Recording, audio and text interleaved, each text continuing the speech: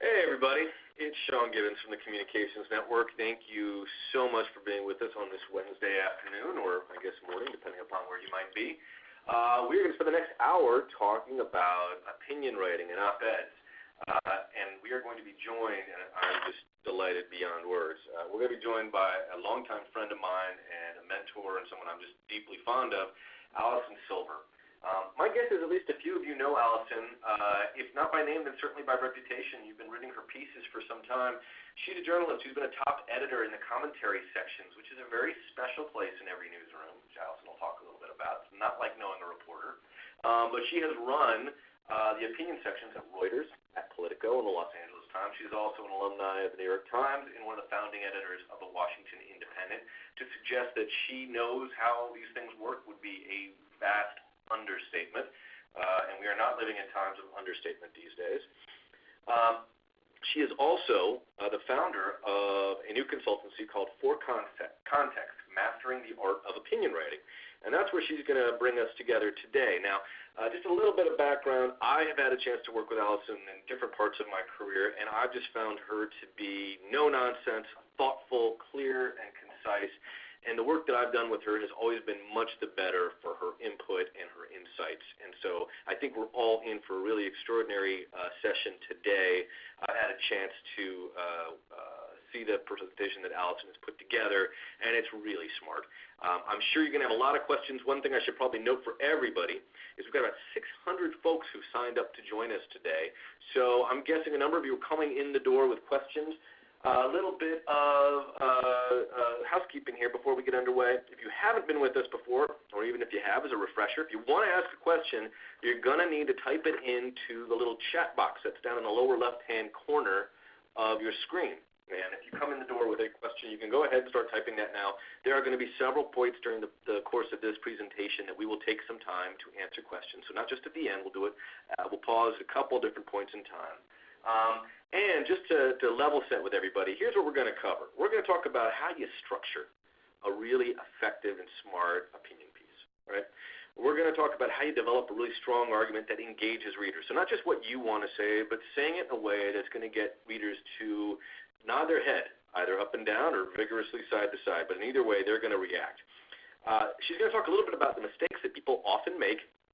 And she's going to talk about how you go ahead and pitch your piece. And I'm hearing from Yvonne? Jan? You can't hear me? I'm going to talk a little bit louder. All right. So you can also, because we do this, join us on Twitter. So if you're one of those people who does dual screens, fire up your Twitter. We are on the hashtag ComNetLive. That's hashtag ComNetLive. We'll be taking your questions both through the lower left-hand box as well as through Twitter throughout the presentation. And as always, I know someone always asks this, yes, we are recording this, and we will post it online at comnetwork.org for some free replays in the very near future. So thanks again for joining us. I'm going to go ahead and hand it off to my good friend, Allison Silver. Allison, all yours. Hi, Sean. Thanks a lot for that opening. I really appreciate it. So, hi, everyone. Let me just show you who I am. That's me. Those are all this info of who I am. But what isn't on there is that I have a cold, and I'm fighting off a cold. So just know that ahead of time. Okay, so here we go. This is what the lecture is going to involve. It's going to talk about the top. It's going to talk about structuring. It's going to talk about grammar, and it's going to talk about how to pitch. Okay, so let's get started. So here are many, many ways of writing opinion. And this is to show you, when you think about it, this is all the ways of approaching the public debate. And it can be, and it's based on your area of expertise, whether it's economics or it's history or it's diplomacy or it's human rights or it's law. There are ways into the discussion, but they're all op-ed pieces, opinion pieces.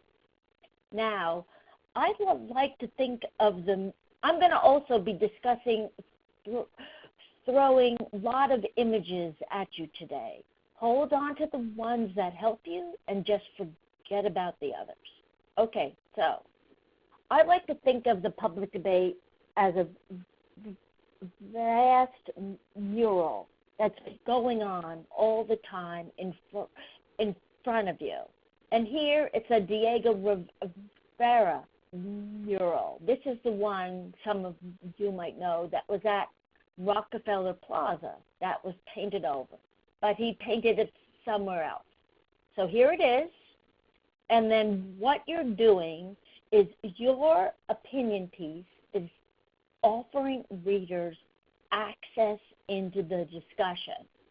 And it's as if you're holding an empty picture frame up to the debate to give them access. So here in the top right-hand corner, you can see the detail. It's Vladimir Lenin. Now, suppose you wanted to write about autocrats. Suppose you wanted to write about some other Vladimir, Putin. That is your access. Here at the bottom is Karl Marx. At the bottom right-hand corner, suppose you wanted to write about isms, any ism, Marxism, capitalism, maybe inequality. That is your discussion point, access into the debate. Or, as you see at the bottom, there are those plants. So the plants, you can write about climate change, you can write about science in general, you can write about agriculture, whatever it is, that is the access into the debate. It's all about helping the reader understand something specific from the overall public debate. Now, the key thing you have to keep in mind is it has to be based on the news. It can't be old. No matter what your topic is, it has to have a peg or a hook or whatever you want to use, but it has to be tethered to the current conversation.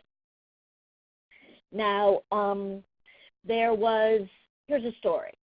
There was a guy who was an expert in Russian spies. And as the campaign went on in 2016, it became key and it became clear that the Russians were somehow involved with it. So I asked him to write about a Russian disinformation campaign and how that would be created. Just to do like an ABC for us, a how-to. And he was on vacation, and then he had some other things happening, so it took him a while to write the piece. And in the process between the time I asked him and the time he handed it in, some time had gone by. And so at that point, there wasn't actual discussion about the Russian hacking at that particular moment. So we were holding it, and he was getting anxious. What is it going to run? What's happening?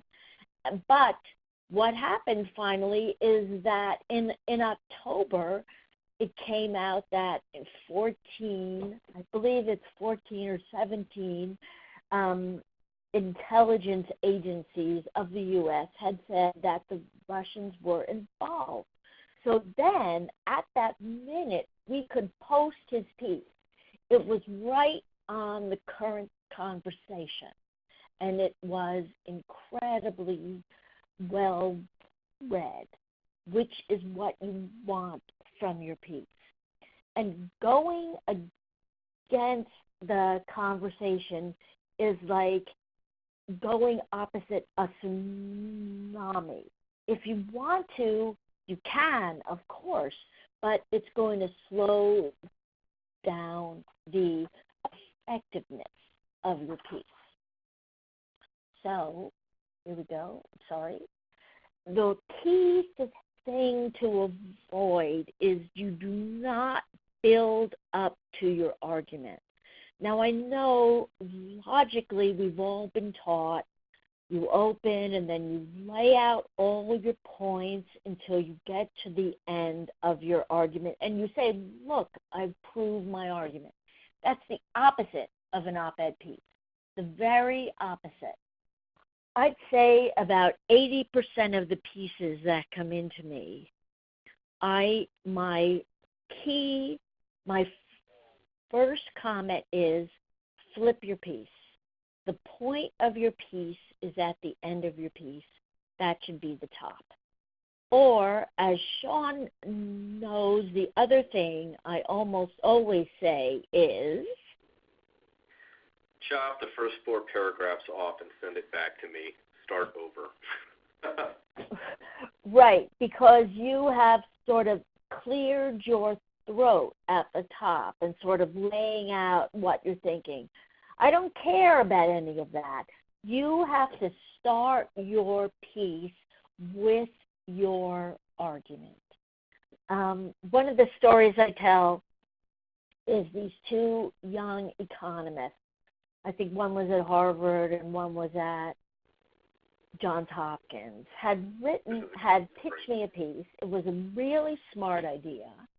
And the piece came in, and it was kind of there, but they hadn't actually said what their idea was. They had somehow left out the fact of what their idea was. So I call them up, and I go, okay, it's all here. I see your argument is here, but you don't ever actually overtly state your argument. And so you have to add 2 graphs at the top of your piece. One graph has to be what your piece is, what your argument is, and one graph, it could be just a sentence, has to be how it's tied to what's going on right now. I said, okay, let me have it back. Talk to you soon. So time went by, and it was like a week went by. And it was strange because their topic was top of the mind. It was on the news, and I hadn't heard from them. And it wasn't that hard. So I called them up, and I said, what's happening? And they said, we've been trying for this, but it's a bit complicated. And I said, what do you mean it's a bit complicated? And they said, well, we've been trying to do these 2 graphs for you. Do you want bar graphs? And I realized all of a sudden they didn't understand graphs meant paragraphs. They were so new to this. So I said, no, I don't want actual graphs. I need sentences that explain what the point of your piece is and then how it's tied to the discussion. So they did it. It came back. I'm sorry? Oh, can I just interrupt real quick? Sorry, Karen has a Sure. question, and I think it's probably on point right now before we get too far along, and that is a lot of people think that you should start with a story. That's the rule. Tell us a story, and then we'll come around to your argument. But you're saying that's just not going to work when you're trying to land on the op-ed pages of the top newspapers in the country. Is that right?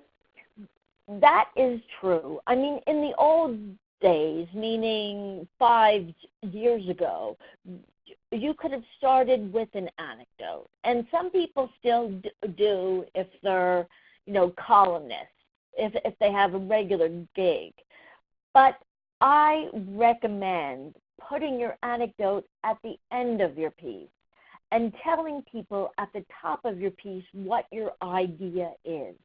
Because frankly, if people are reading an anecdote and they don't know why they're reading the anecdote, they don't know what it's going to do to help them or introduce them to some idea, they don't care about your anecdote. You have to tell them why they want to hear your anecdote. That's why. Okay? Was that clear? Okay. I'm going to go on. So the top is key. And you can think of the top as a billboard, as a telescope, or even as a prism. And you can, again, whichever image helps you, whichever metaphor helps you, hold on to it and forget about the others. So here it is, a billboard. And that really means that it's like a billboard. If you're driving by, you get the crux of the argument. And here's a piece that does that. As you see, this is a piece written by an expert in populism. And it opens really cleanly. It says David Broder, the Washington Post legendary political writer, he is saying that everyone is saying that she is a populist. And then he says, the author says, but populists would be spinning in their graves. So that's very clear at the top that that is incorrect. And every part of the piece, as you read down the piece, backs it up and supports it and unpacks it. Here, you have a telescope. And that means you lay it out. This is often, frankly, a history piece, because you put at the top of the piece what the point is, and then every paragraph after expands on it, unpacks it wider. The suitcase gets bigger. Here's a piece that has that. This was a history piece that talked about how Trump was very much in keeping with the GOP's history of backing celebrities as for elected office. And this piece, I wrote my favorite caption ever. It said, future Senator George Murphy tap dances with future U.S. Ambassador Shirley Temple. Okay, so we go on. This, and also a piece can be a prism. The opening could be a prism in which every bit of information in the piece is sharpened and clarified by what you have at the top of your piece.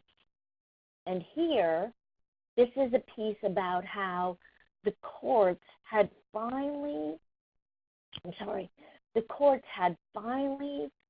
stepped in to stop a legislative action that was voter suppression.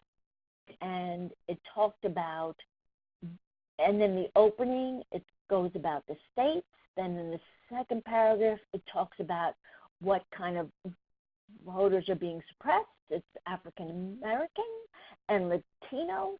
Then further down, it talks about other states that have this problem, that are trying to do this. So every paragraph is explained by what is in the top of your piece. So what I say almost always is, when you're writing the top of your piece, you should think about it as, you have to think of an ambulance. Because suppose you are reading an opinion piece and you've just read the top of the piece only, say the first two paragraphs. Then suppose you're hit by a truck, okay? You're not, killed, but you're injured and you're kind of groggy. And an ambulance comes and picks you up. Well, in that ambulance, on the way to the hospital, even if you're kind of out of it, the piece you read should be clear, so clear that you can explain to everyone in that ambulance what the piece is about. That's what you have to think about when you are writing your own piece. Okay? So now we have questions. Hey there. So Allie has a question. I think we're going to get to this a little bit later, so if you want to defer to this, that's fine. But she says, do you think it's ever a good idea to pitch an idea or an outline of an op-ed to the editorial or the commentary team before submitting a piece in its entirety? So in other words, should you just send over an idea, or should you do something on spec? Let's talk about that at the end, but it's always an idea. But we're going to go into that at the end. Gotcha. Okay, so let's go to Vicki then. She talks about messengers. How do top editors view the author of a piece with a specific lens in terms of their reputation versus a new voice? So in other words, is it easier to get into, let's just say, Politico, if you are a well-known figure, you're Senator so-and-so, or is it easier if you are a fresh young voice, perhaps a new well-known advocate or person working in a think tank? I believe that, and from my experience, if an idea is interesting, you have their attention. You have the editor's attention, because everybody wants an original idea. Now, sometimes, unfortunately, it's true that older people have a reputation, but often older people aren't giving you a fresh idea. I mean, you can think about it that, IBM didn't come up with the idea of a PC.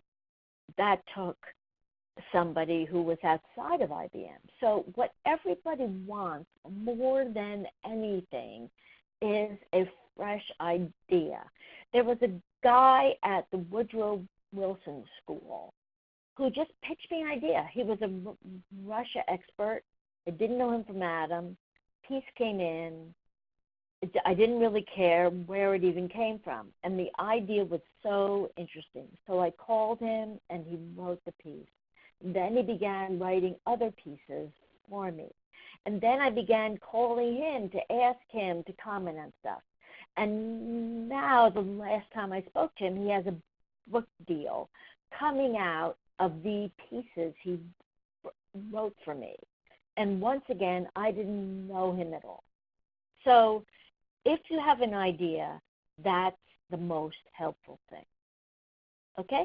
So I think that's a great answer, Allison. I think a question that's sort of pregnant inside of that is, what does it take?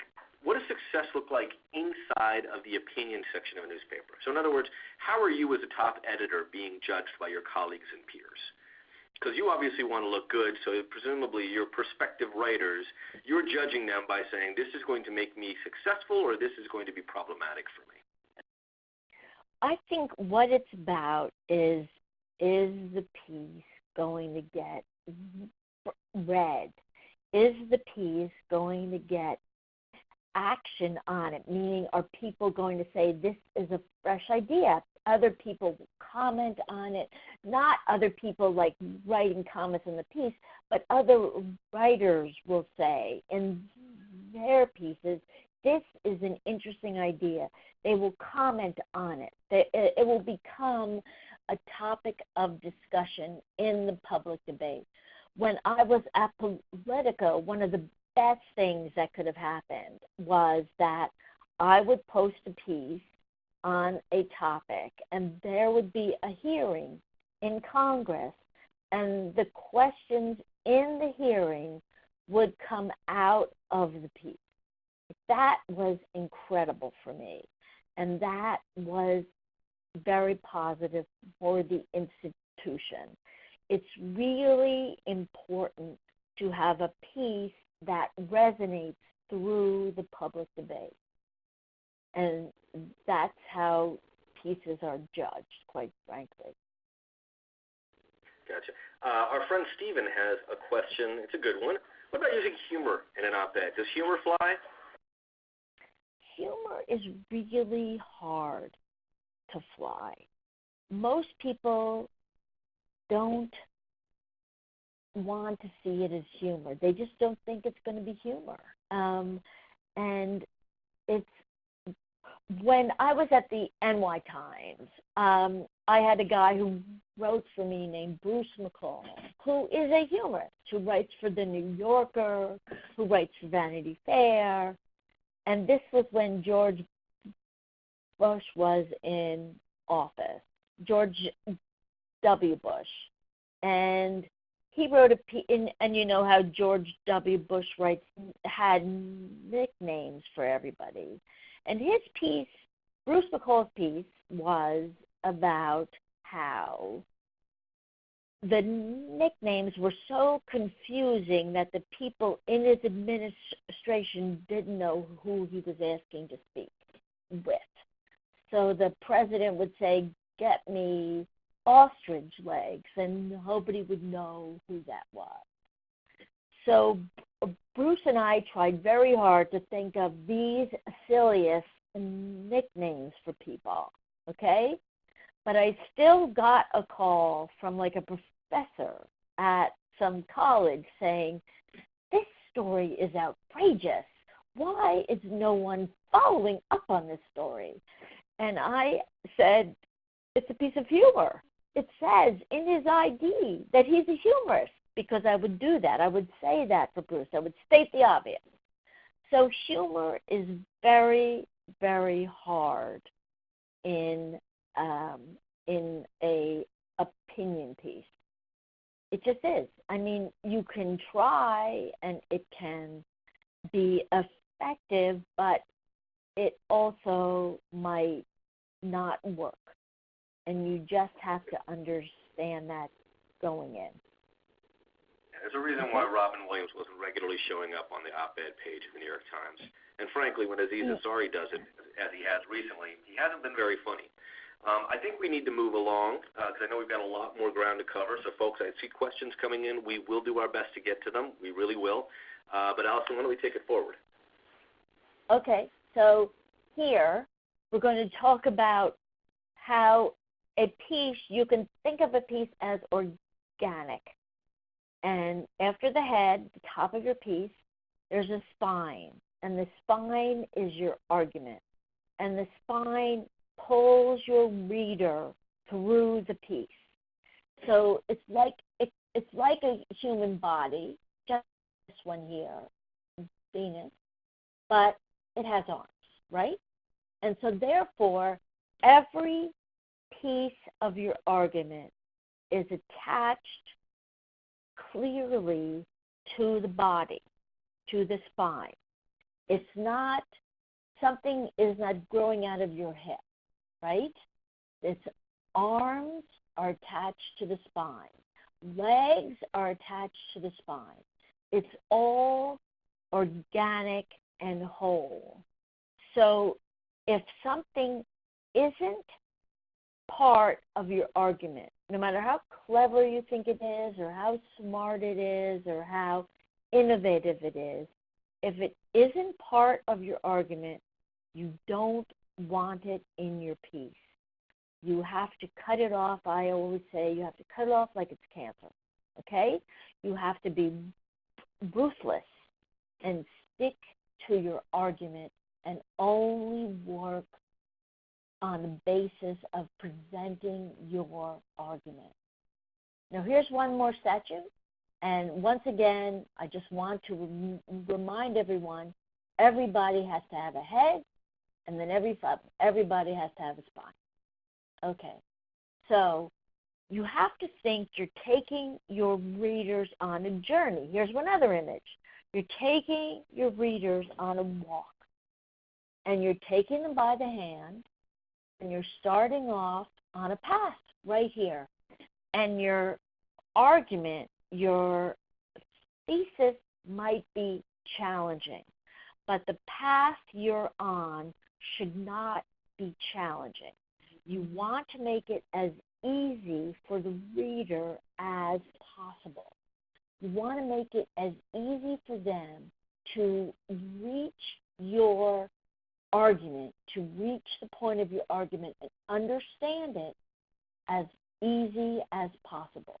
So you want to make the path, once again, as easy. It should look like this and not like this.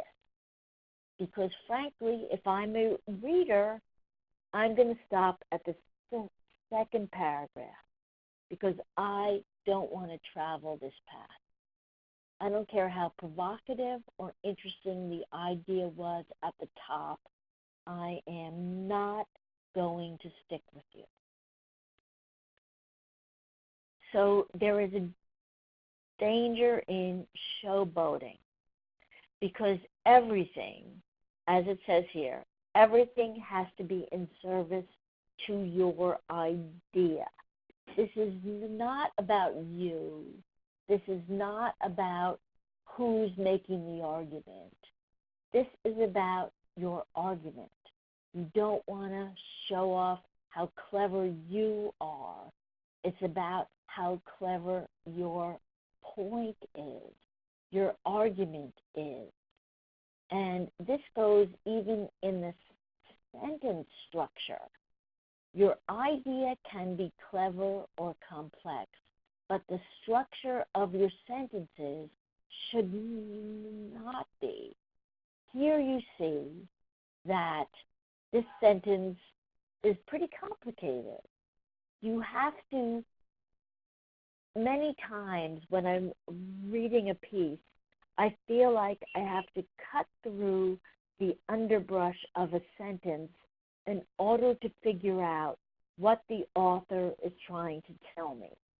That should not happen with anything you hand in. So here we have a pretty complex sentence. It's way complex. You want to break this up. Here it is written. You need to break this up into easy, chewable bites, not one long sentence. What I do regularly is I often break up paragraphs if they look too long, because people will stop if they think the paragraph is too long. And within a paragraph, I break up sentences even so that the sentences are short and easy to understand. Even the words should be shorter words. You don't need $10 words, I always feel. The piece has to be easy to understand. The idea can be complicated. But your job, I'm saying it again, your job is simply to make it as easy for your reader to agree with you as possible. And in order for them to agree with you, they have to grasp your idea. That's the whole point of this piece, of your piece. So let's talk about pitching. Somebody asked earlier about a piece. I would suggest, you can have the piece written, but I would suggest just 2 or 3 sentences in a pitch. The first sentence should be about the idea, and the second sentence should prove why you are the perfect person to write the idea. That is the key thing.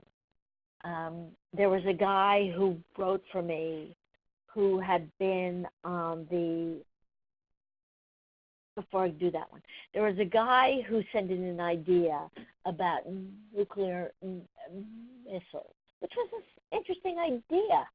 And then as I read his pitch, I realized he was a nuclear physicist. And I was thinking, he's the perfect person. He's the total perfect person to write about this. And his idea really got a huge amount of traffic. It was much discussed, and it was a smart idea. And because he was writing it, it had some oomph behind it.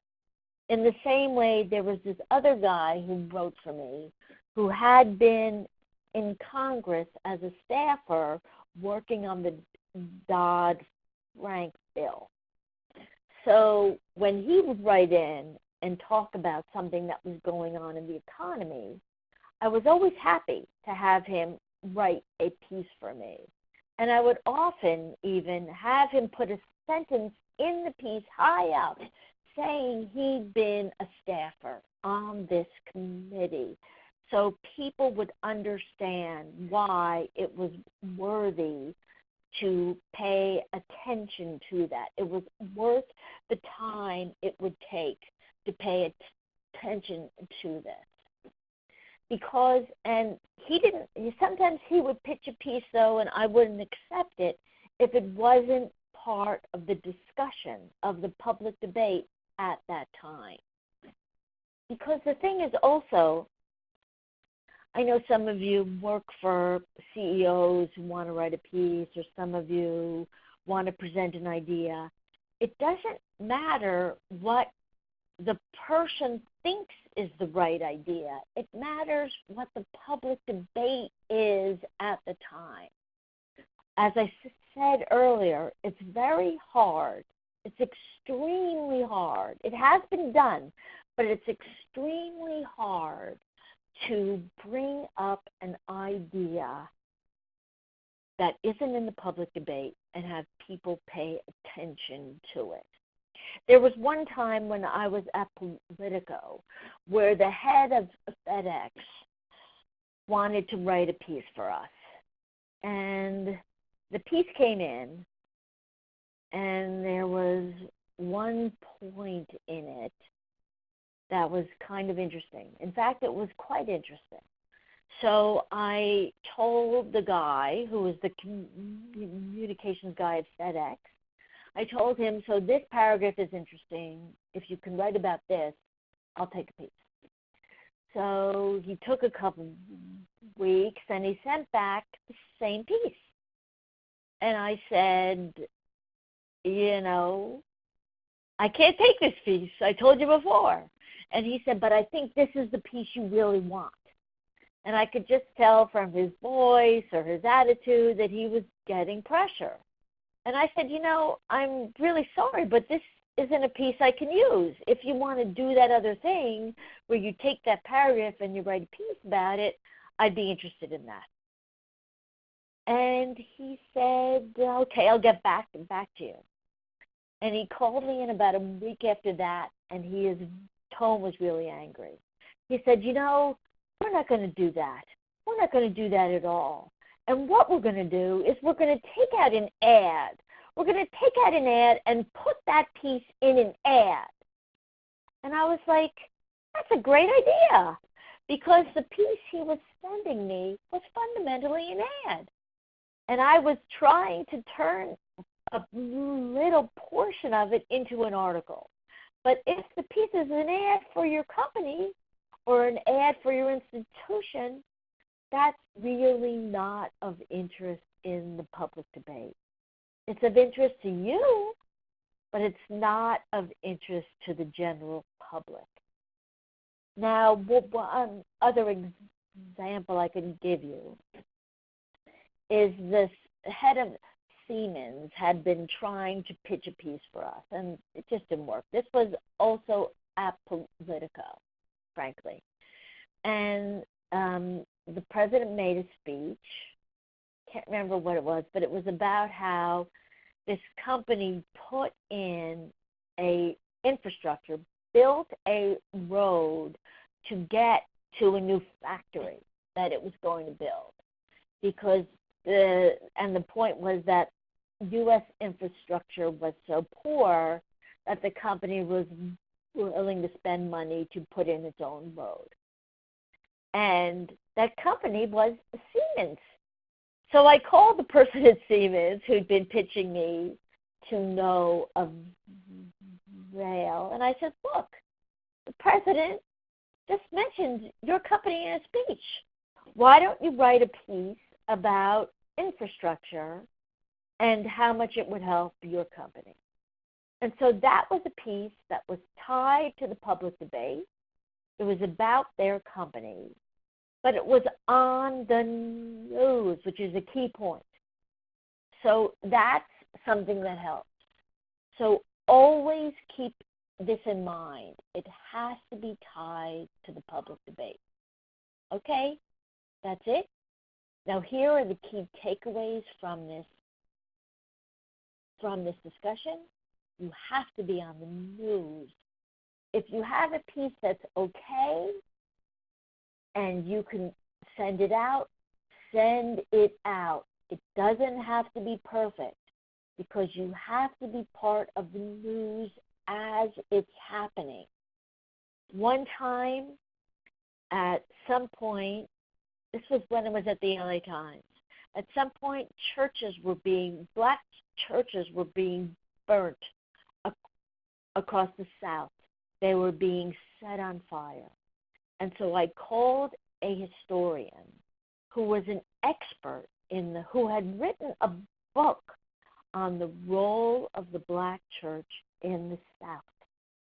Totally on topic.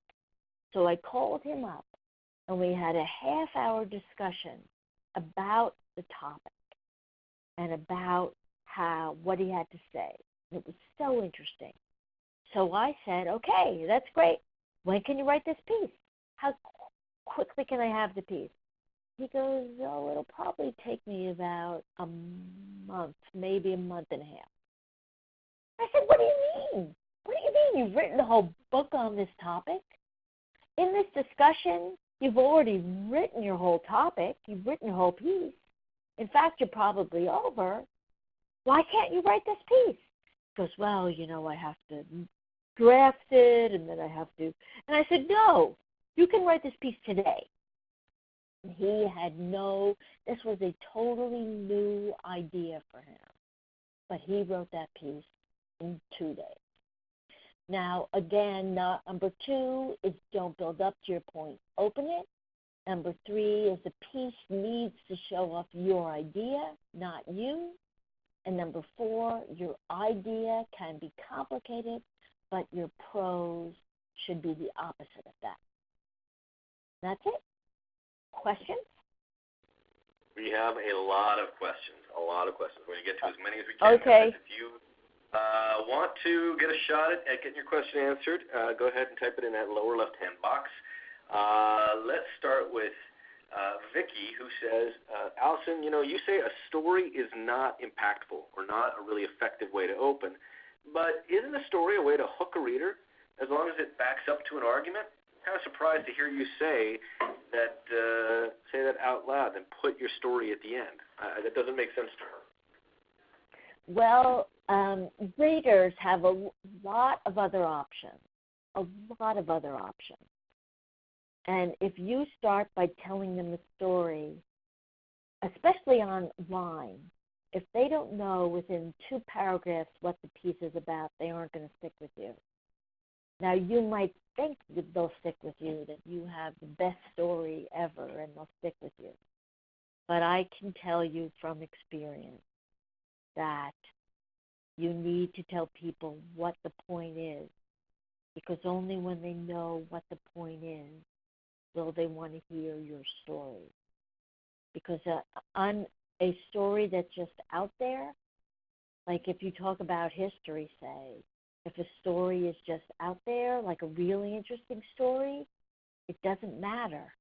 I want to know why they should know this story. And that is the reason you're writing your piece.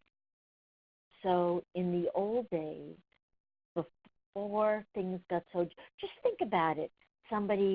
There's all this other, people are tweeting, people are getting phone calls, people are texting, people are reading other pieces. Why should they stay with you for 2 paragraphs before they find out what the piece is about? I don't think they'll stick with you. You can try. Of course you can try, but I don't think that's the way to go. Sean, Kimberly asked a question that's probably, I think that's right. Look, in my own experience has been opinion writing is quite a bit of a different discipline than almost any other kind of writing you're going to encounter in a newspaper.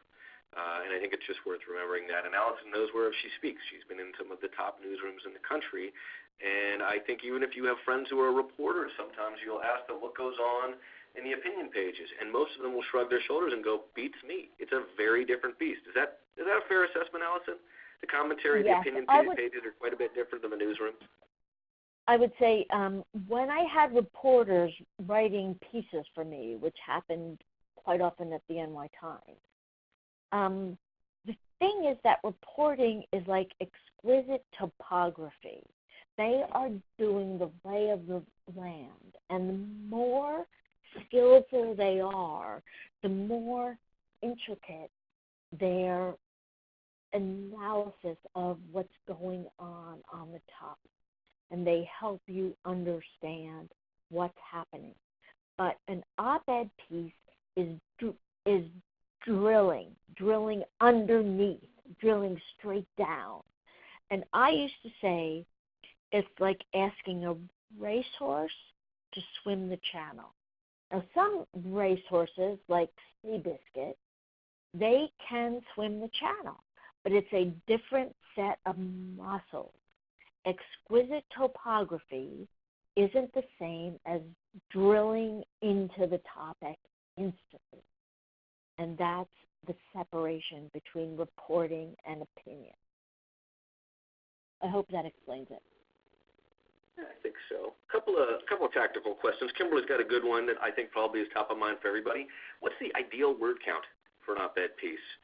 I assume it's not War and Peace. Yes. I mean, you want to do it as quickly as you can. I mean, for a complicated, I'd say you aim for under 1,000, quite frankly. And if it's a simple idea, like an average length, say NY Times length op-ed column, that's about 750 words. That's but if you have a somewhat complicated idea, I'd say 1,000. But you need to keep strictly to your point. And if you can use your point in 500 words, make it 500 words. People aren't going to complain. Amanda has a question, another one that's sort of very much on the nose. How do you feel about multiple authors? Is it important to have a piece coming from just one pen, or is it okay to have several names up at the byline? I mean, it's okay. I mean, if you have two people, like I talked about those two economists, they had come up with this idea. Two authors are fine. I mean, sometimes when I was at Politico, I'd get a piece that was bylined by like 8 senators. I mean, and that's what was going on. So everybody wanted to sign on to it. And, that was okay.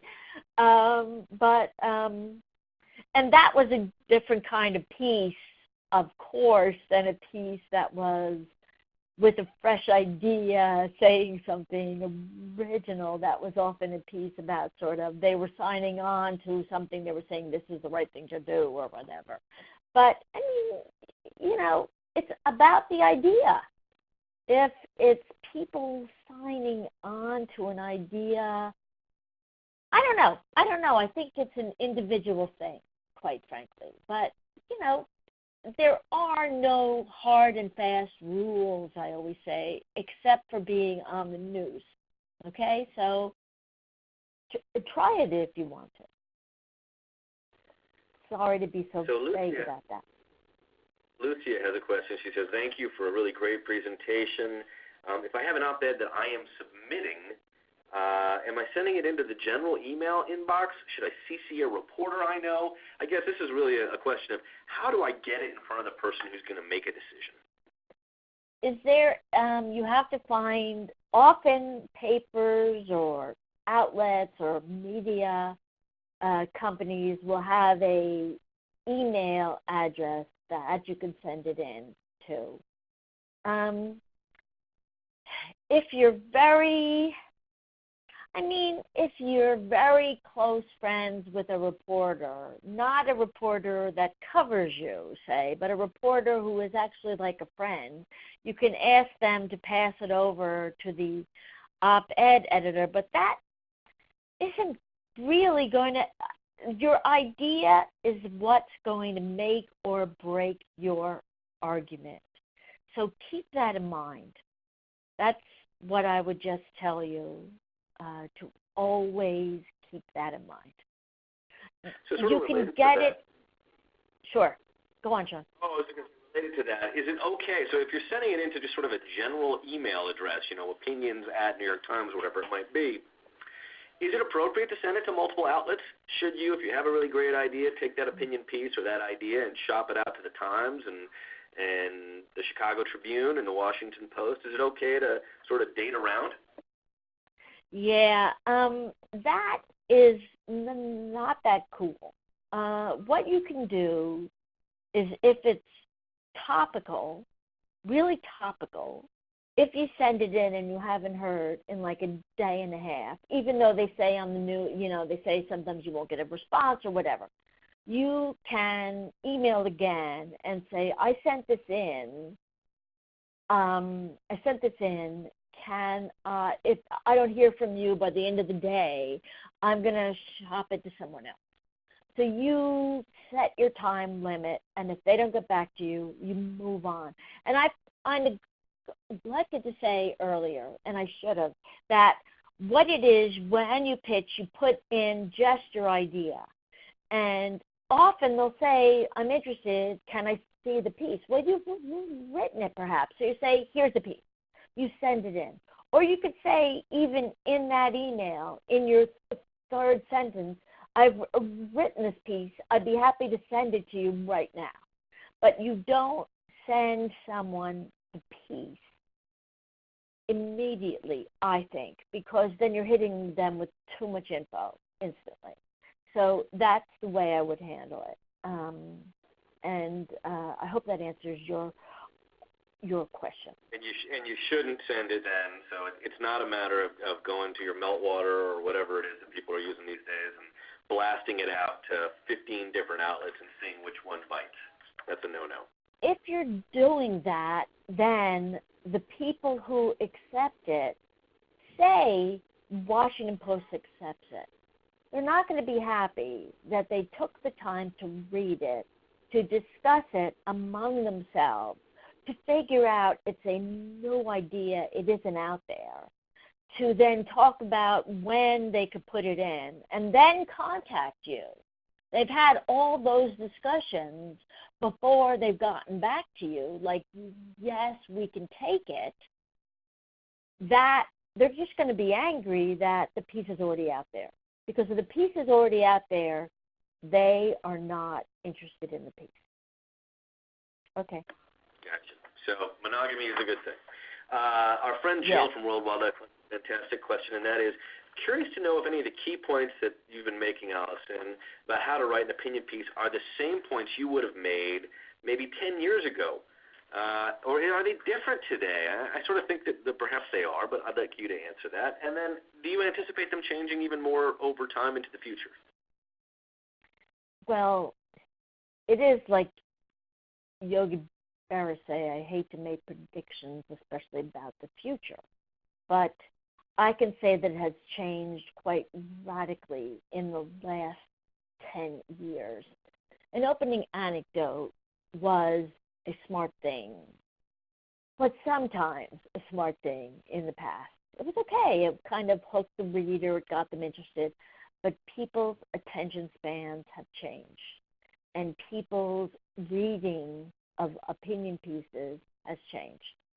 So I always say, I would have said in past, start with the idea, tell them what your piece is about, explain the thing, and end with what your piece is about.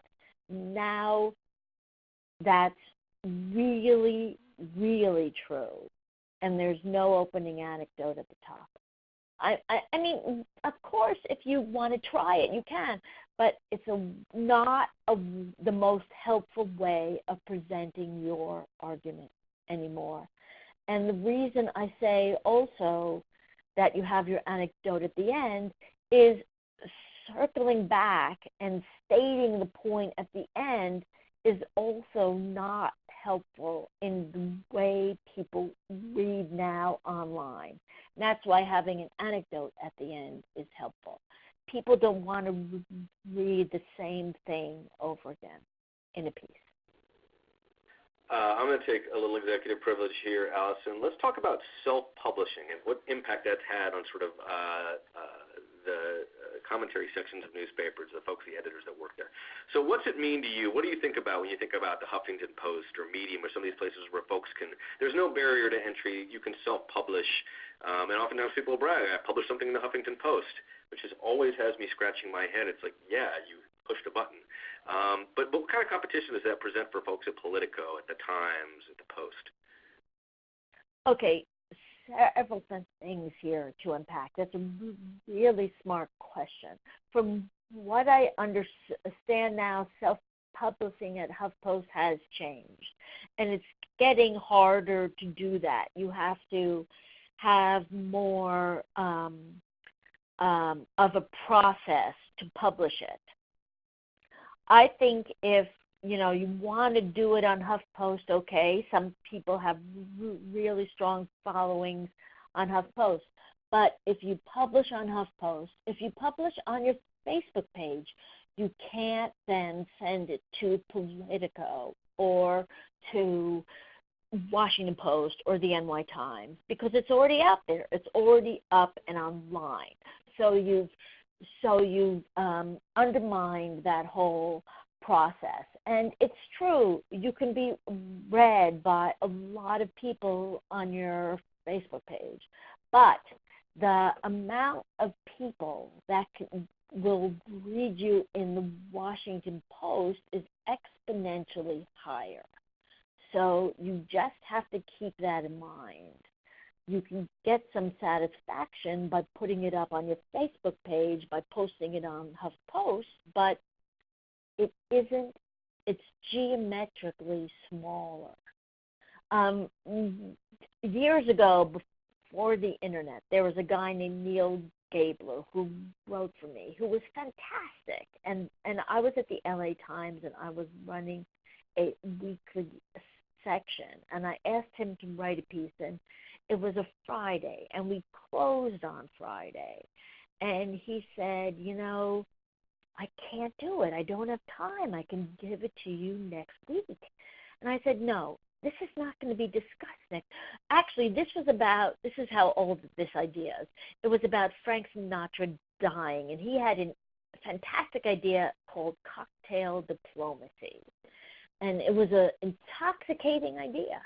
And I said, I need this idea now.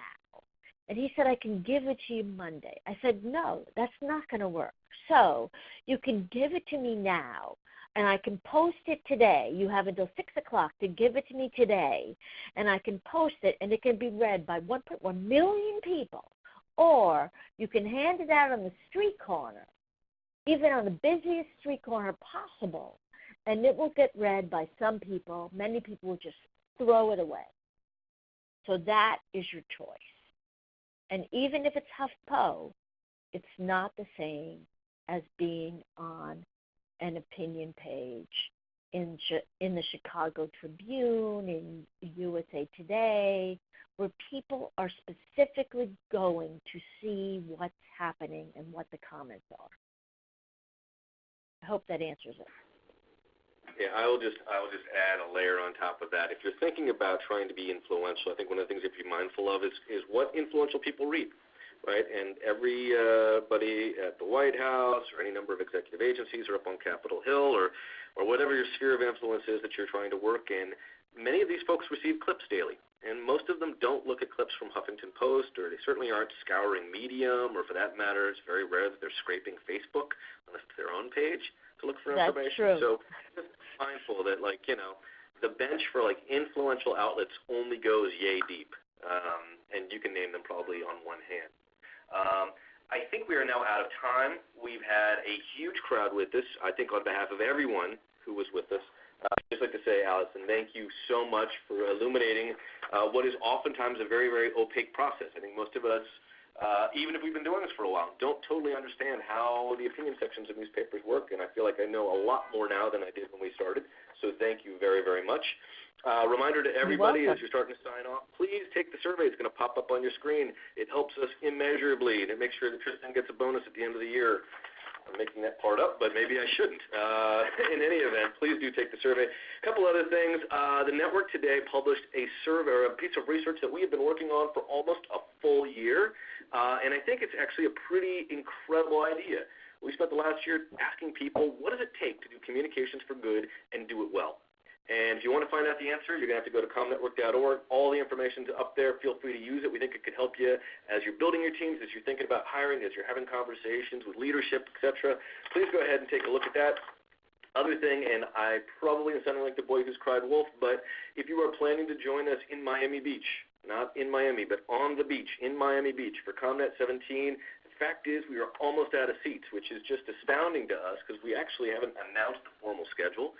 And at this time last year, I think registration had only been up for a couple days. So if you're thinking to yourself, well, I normally register around now or in a few weeks' time, I'm here to tell you, you don't want to be stuck on the wait list. It's going to be an incredible conference this year, and unfortunately, we just don't have enough seats left to accommodate everybody who probably is going to want to come.